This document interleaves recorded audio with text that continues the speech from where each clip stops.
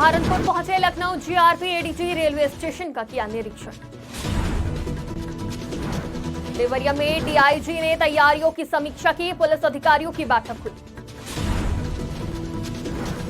लखनऊ में एसीपी ऋषभ रुड़वाल ने की बैठक, स्कूल प्रबंधकों और व्यापारियों संघ की बैठक।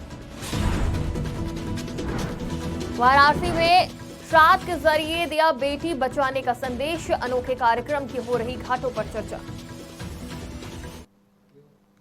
नमस्कार, आज की खबर में आपका स्वागत है। मैं हूं आपके साथ शिखा मेहरोत्रा। शुरुआत करते हैं उत्तर प्रदेश खबरों की। सहारनपुर पहुंचे लखनऊ जीआरपी एडीजी और सहारनपुर रेलवे स्टेशन का निरीक्षण किया।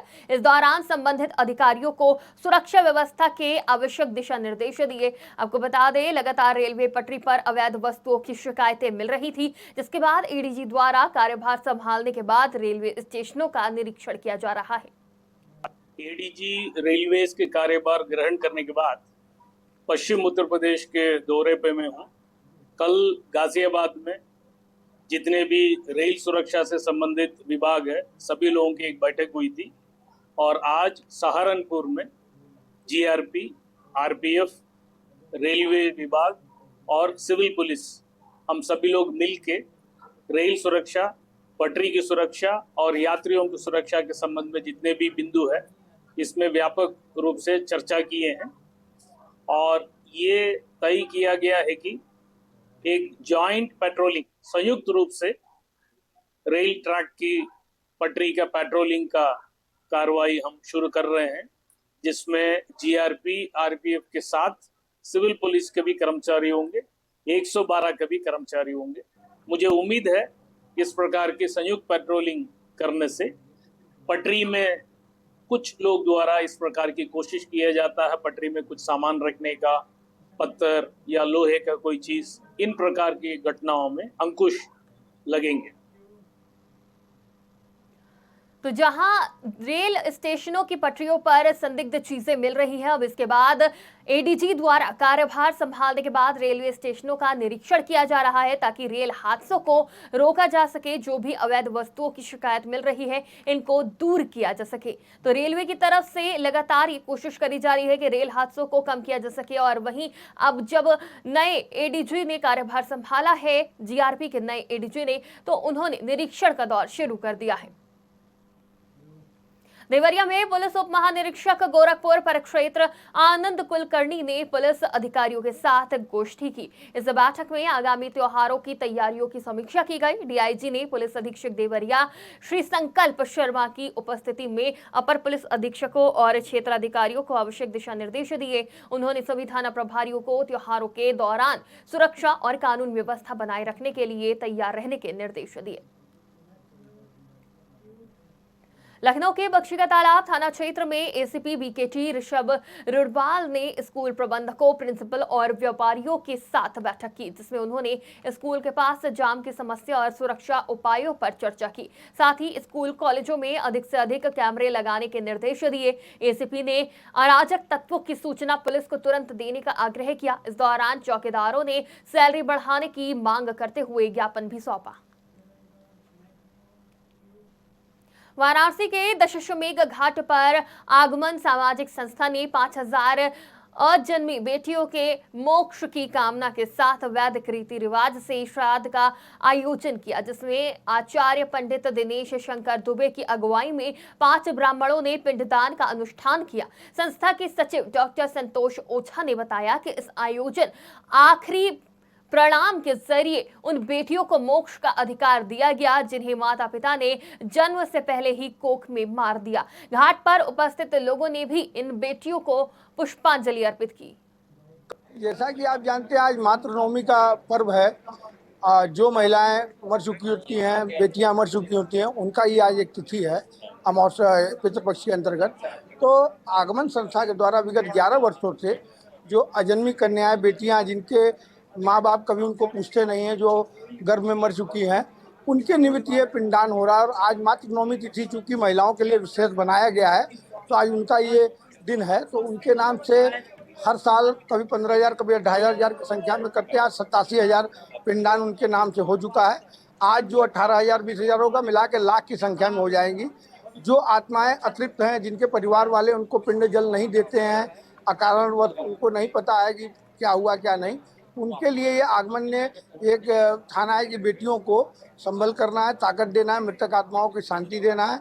ये उन्हीं के नाम से आज महापर्व है। देखिए, संतोष ओझा हमारा नाम है, आगमन संस्था के हम संस्थापक हैं और विगत 11 सालों से ये कहा जाए कि 11वां साल है हम लोग तर्पण कर रहे हैं। इस तर्पण और श्राद्ध कर्म के पीछे का जो मकसद है वो साफ साफ मकसद हम लोगों का ये है कि जो बेटियां मारी जा रही हैं, जिन्हें बोझ समझा जा जाता है, वो बोझ नहीं है। सबसे जो दुर्भाग्य की बात है कि आमतौर पर लोग ये समझ के चलते हैं कि ये एक सिंपल ऑपरेशन है, लेकिन वो बेटियां जब बड़ी होती हैं तो वो पितृरूप की जगह प्रेत रूप धारण करती हैं और वो परिवार के परेशानी का वजह बनता है।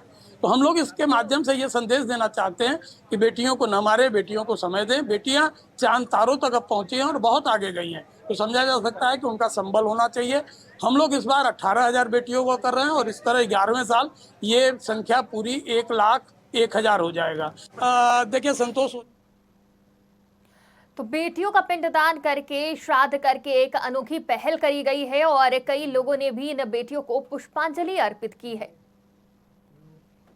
रायबरेली में चूड़ी बेचने के बहाने पादरी गैंग चोरी की घटनाओं को अंजाम दे रहा था, जिसका पुलिस और एसओजी की टीम ने मिलकर पर्दाफाश किया और गैंग के 8 सदस्यों को गिरफ्तार किया गया है। बता दें, चूड़ी बेचने के बहाने महिलाएं पहले घर का पूरा जायजा लेती थी, फिर चोरी करती थी।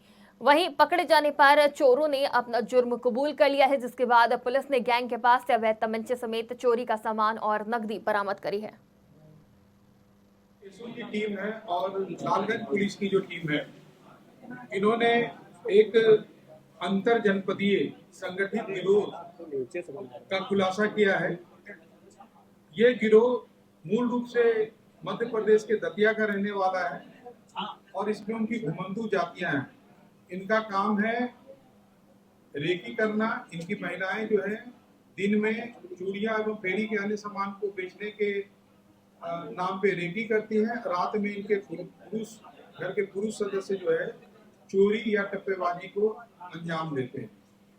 और घटना में हमारे पास लालगंज के इस प्रकार से है कि इसमें हमारे पास टोटल कुल 8 अभियुक्त प्रकाश में आए। उनका नाम है अभिषेक मोंगिया, राजीव मोंगिया, कोहिनूर मोंगिया, गुड्डू मोंगिया, नीतीश मोंगिया, सुजीत मोंगिया, जीतू मोंगिया, इंकू मोंगिया।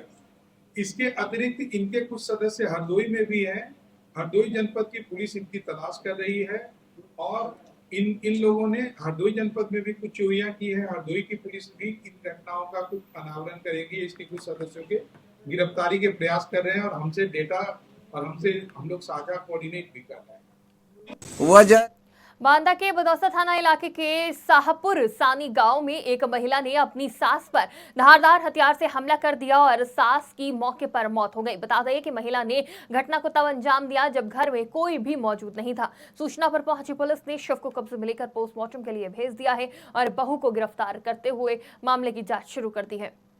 वजह इनकी कई बार खटपट हुई, आपसे बता दो, कई बार खटपट हुई। मुझे बुलाया गया, समझाया बुझाया। एक बार अभी 4-5 दिन पहले और मार चुकी थी, उसके चोटें कई जागे हैं, तब भी समझा के गया। 5-6 दिन बाद ये हालत हो गई।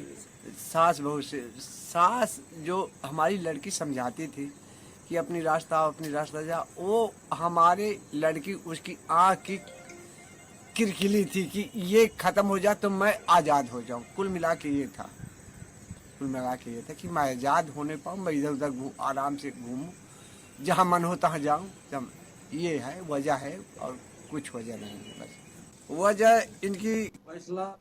बांदा के हत्याकांड में 3 सगे भाइयों को उम्र कैद की सजा हो गई है। बता दें, 4 साल पहले पुरानी रंजिश के चलते युवक की हत्या किए जाने के मामले में अदालत ने 3 सगे भाइयों को आजीवन कारावास की सजा सुनाई थी। साथ ही आरोपियों पर 5-5 हजार का जुर्माना भी लगाया गया है। फैसला घटना ये दिनांक 7/6/2019 की है। वादी मुकदमा चुन्ना रैदास निवासी ग्राम पलरा, थाना चिल्ला, जनपद बांदा ने FIR पंजीकृत कराई थी कि मेरे लड़के को लखना, विक्रम, मुन्ना, पनवा लोगों ने घेर कर लाठी बल्लम फरसे से मारकर हत्या कर दी, जिससे कि उसकी दौरान इलाज कानपुर मेडिकल कॉलेज में मृत्यु हो गई थी। इस मुकदमे का विचारण माननीय अपर जिला एवं सत्र न्यायाधीश प्रथम की न्यायालय में हुआ, जिसमें कि 9 गवाह परीक्षित कराए गए। 9 गवाहों ने घटना का समर्थन किया है। घटना पूरी तरह से साबित हुई है। इस आधार पर अभियुक्त गणों को दोष सिद्ध किया गया है। एक अभियुक्त उनमें से जो पुन्ना जो अभियुक्तों का पिता था उसको जो है बरी किया गया है।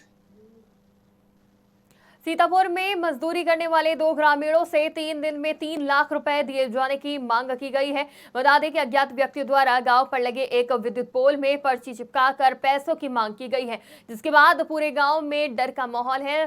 पीड़ितों ने पुलिस को एक लिखित तहरीर देकर इस मामले की जांच कार्रवाई किए जाने की मांग करी है, जिस पर पुलिस ने कार्रवाई शुरू कर दी है। मामला है कि सुबह पचलहरा की है लिस्ट जो चिपकी है, खंभे पे चिपकी थी गगन चौहान वाली। उसमें लिखा था परशुराम चमार, सनी देवल चमार और 3 लाख रुपया और मारने की धमकी दिए। 3 दिन बाद गगन चौहान के था। ये गगन चौहान एक मटमैला गैंग के हैं। मामला है कि सुबह पचलहरा की है। उत्तर प्रदेश की खबरों में फिलहाल इतना ही। देश और दुनिया की तमाम खबरों के लिए देखते रहिए आज की खबर।